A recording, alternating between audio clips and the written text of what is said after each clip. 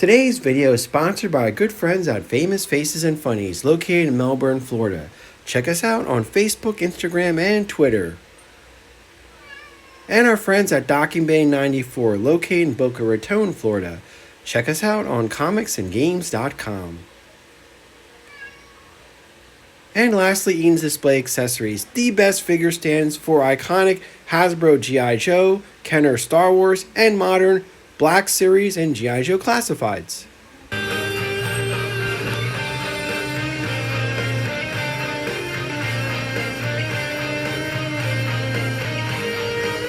Welcome to another entertaining episode of Codename New to Hero 2. Hi, I'm your presenter, Shibu RU. Now, since the 80s, I've always given a new comic series 3 issues before passing judgment.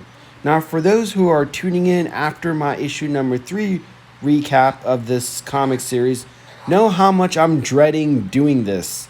Rob Liefeld's Snake Eyes Deadgame is a clusterfuck. That's the best way I could describe the series thus far. It's a huge clusterfuck. I was talking to Chris Pierce at the hit YouTube channel Comic Tropes about this.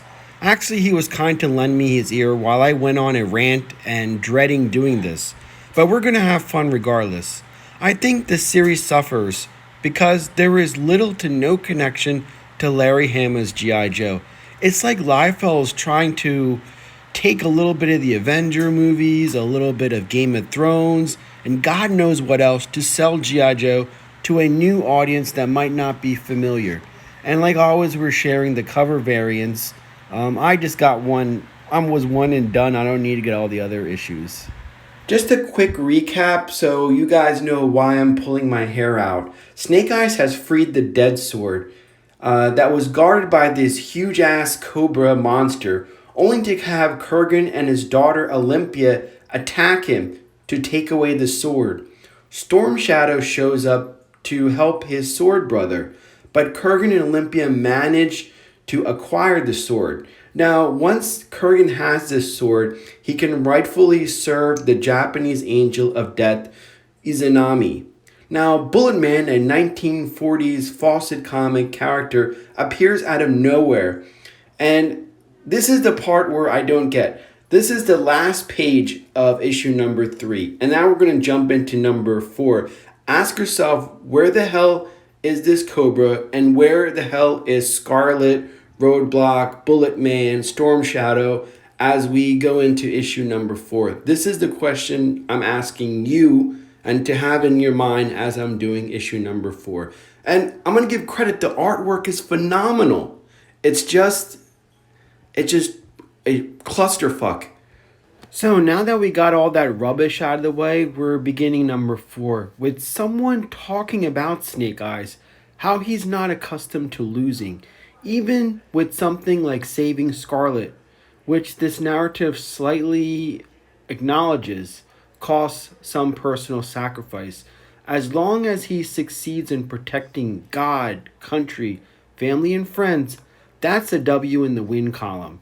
This someone also points to his recent setbacks against Kurgan and promises that if he reaches him, he will help him turn the tide. So we are picking up immediately after the last panel in issue number 3, with Atomic Man jumping in to get a piece of Kurgan, along with Bullet Man, Atomic Man, and I think Man of Action. That is what this adventure team is made up of. So get your disco balls ready. This 1970s adventure team is suddenly active, and a secret sword from these Marvel movies like Division of G.I. Joe. I'm going to spare you the dialogue that's going on in these panels, but just think of the comic superhero versus bad guy conversation. The bad guy says, I'm going to do bad things. And the good guy's like, we're going to stop you if it's the last thing we ever do. Hooray! So Kurgan and his daughter are able to fight off the good guys. And He-Man, he holds up the dead sword and declares he is ready to continue serving the death goddess Uzanami. And sparks engulf them and they both disappear. Now, okay, remember my intro recap? Where the hell did Scarlet and Storm Shadow go in issue number 4? They disappeared before this dude. The issue jumps forward to Snake Eyes on a quest in Greenland. Why he is here and how did he know to be here is a rational question to ask. But so far, screw rational. It's the guy who created Deadpool. Yippee! As he makes his way through the bitter cold, the narrator keeps foreshadowing how Snake Eyes' past is what makes him want to likely succeed in stopping Kurgan. He simply doesn't know how to accept defeat and pushes on where many men have stopped or died. Now, soon as he says that, another set of undead ninja warrior zombies spring up through the ice and engage Snake Eyes. They actually encourage him to join them. Why are you fighting this battle? You know what the inevitable. Join us, Snake Eyes. But Snake Eyes knows no other answer except to fight on. I will say that these zombies actually showcase the one glimpse of the true Snake Eyes we all know and love. That despite all that life has taken, he keeps fighting. He keeps the only thing that has kept him alive and going forward. His sense of honor and duty to the few things he does have remaining on this earth. I think that's an excellent example of showcasing this. And then this huge ass bear shows up. Now look at the teeth. I've never seen a bear with that many freaking teeth. Like the huge ass cobra in issue 3, this bear just shows up out of nowhere. I kind of feel like it's like a video game where you end up in a level and you fight the boss. And the bosses turn out to be this cobra and this freaking bear. Look at this teeth on the bottom. That's what I was talking about. Remember, it was during the first Sunbow cartoon miniseries, The Mass Device, when Snake Eyes is at the mercy of radiation poisoning, when this huge-ass polar bear attacks him. We get introduced to Timber, who comes to his aid, and a blind mountain man. This isn't as cool. I just don't know what... I guess he kills the bear, or, he just suddenly disappears like the snake did. After he gets past the huge polar bear, Snake Eyes reaches his destination. The narrator and that inner voice turns out to be the mythological Thor. Now remember, during the first page from issues 1 to 3, Thor was in a battle between Kurgan, killing a god to prove to Uzanami he is ready to share in her knowledge.